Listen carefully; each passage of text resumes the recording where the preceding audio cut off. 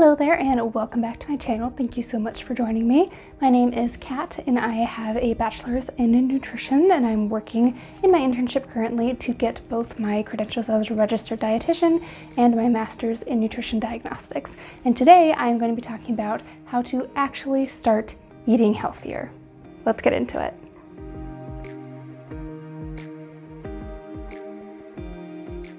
So currently it's the middle of February, so many a New Year's resolution has already fallen to the wayside and been given up on or forgotten, or post-holidays a lot of people are just trying to get everything back together, get back into their normal, if there is a normal at this point in time, and just try and get everything back to being healthier, back to being a little bit more, again, normal.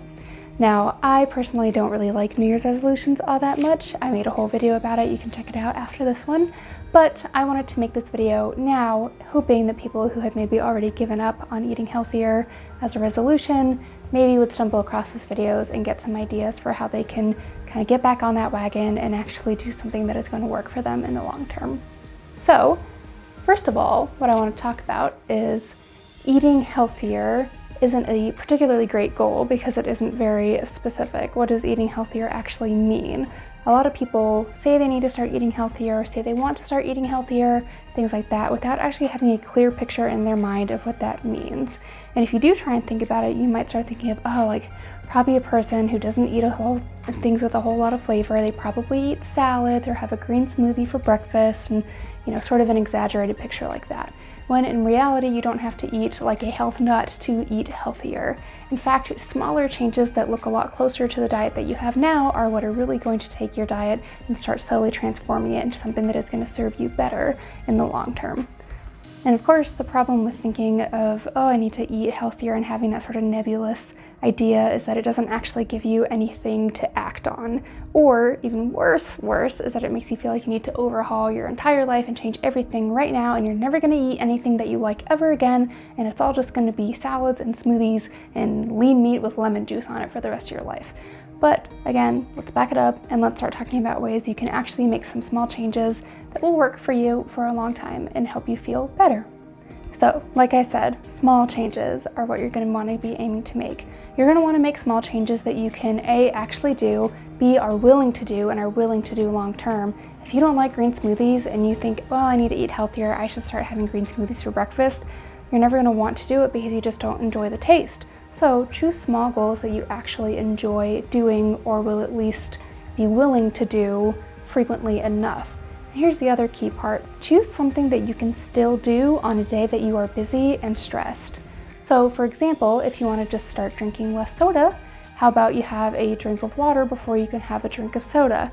You can usually get some water on a day when you're really busy, a day when you're really stressed, and a day when you're just running around like crazy. You can usually grab a cup of water before you open a can of soda or something like that, and you can make that small change. Or something else like, I want to eat more vegetables. If that is something that you can make convenient for you and you can have like steamable veggies in the fridge or freezer, and you can do that, once a day for a long time, and that's something that you're willing to do, and if you have something, convenient like things that steam in the bag, if that's something that you can still do when you're stressed and busy, that is a change that you can actually stick with and keep with you for a while. So one of the things that might actually help you is if you sit down and start thinking about, what does eating healthier for me personally in my lifestyle actually look like?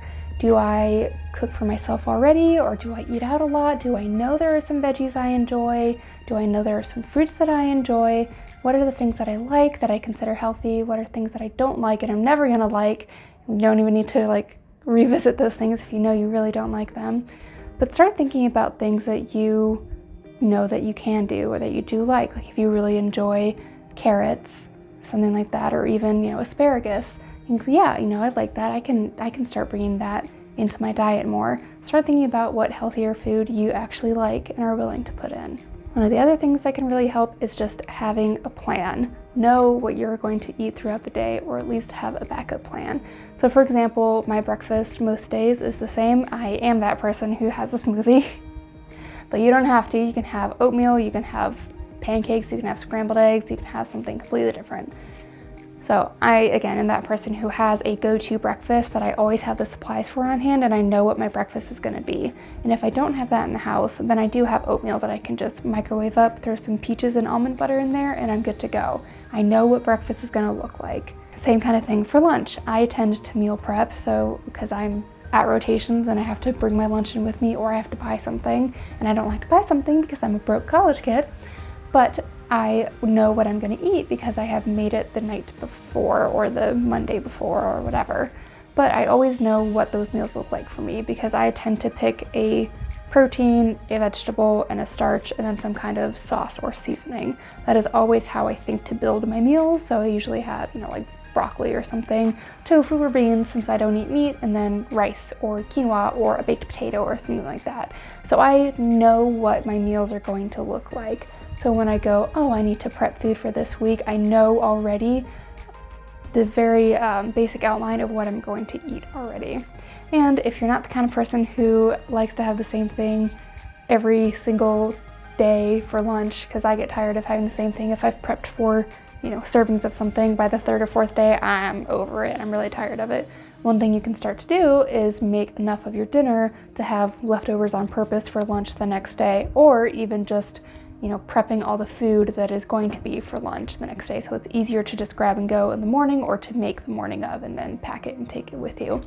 Or if you're eating out or something like that, have a plan for where you're going to go. You can absolutely get healthier options at fast food places, even if that just means switching from a double quarter pounder to just the single patty quarter pounder, or getting a size down soda of the soda that you usually get, or having diet soda, or drinking water with your meal, or skipping the fries, or doing something like that. You can have an idea of what you're going to have, and you can start bringing portions down, or you can even switch up what you order or where you go.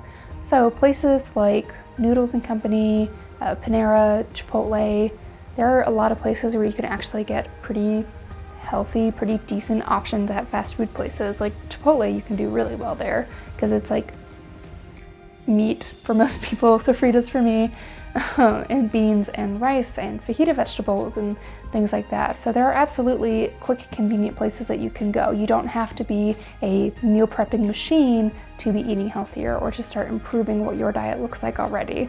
One of the other things that can really help make changes last is to give yourself something instead of trying to take everything away from yourself.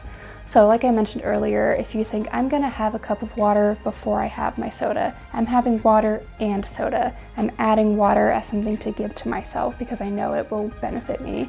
And if you go to, scoop up your plate and make your dinner or whatever, think I'm gonna add starchy vegetables and I'm going to give that to myself along with what I normally have. Or I'm going to give myself a piece of fruit with my afternoon snack or with my lunch, instead of trying to take something away or change everything up all at once. It can be easier to add something to give yourself something instead of thinking, I need to cut out all this junk food. I can't eat anything that I'm used to anymore. Everything I know how to make or everything that I buy, I can't do that anymore. That is pretty drastic, and most of the time those kinds of changes are really hard to stick with because once you have a stressful and busy day, if you don't have something ready to go and planned, it can be just too much to ask to have to make one more decision or to make one more thing or to go get something else or whatever. But adding something in can be a little bit easier to keep up with for a while, and that can be a great place to start before you do eventually start to decide, okay, I'm going to cut back on the soda now that I've added my water because now I'm not as thirsty and I don't need something else to drink because I've had my water. So that's how some of those changes can go and can really benefit you. When you're making small changes, another good way to think about it is, how can I make my diet 1% better? And then just keep thinking about that every day. And you can think, okay, this week I'm gonna make it 1% better by having more water to drink. Next week, I'm gonna make it 1% better by having a piece of fruit with my snack. Next month, I'm gonna make it 1% better by having a serving of non-starchy vegetables with my dinner. Just think about how you can make small little changes, and once you get used to that change, once you get comfortable with that change, once that change is now just part of your lifestyle and it doesn't feel like a change anymore, then add one more small change and you can build up on them, and then suddenly all those small little changes become something that was a big change that you've been doing for a while, and it hasn't felt incredibly stressful. You didn't have to overhaul your life. You're figuring out things that you like and don't like as you go, so you still are having food that you hopefully like. and it doesn't feel quite so monumental or overwhelming or intimidating. It's really the idea of eating an elephant one little bite at a time. You're making one little change at a time that you can keep up and keep up and keep that little change up for 3 months, and then make the next little change. And then, hey, look at that, you've made 2 little changes and you've kept them up for half the year. That's amazing. Let me know down in the comments something that you are going to change in your diet after you've seen this video. And please let me know if there's anything else you would like to see or any questions that you have for me. You can go follow me on Instagram if you would like to see more of me, and please subscribe to the channel if you don't mind, if you want to see more videos like this. Thank you so much for watching, and I hope you have a great day.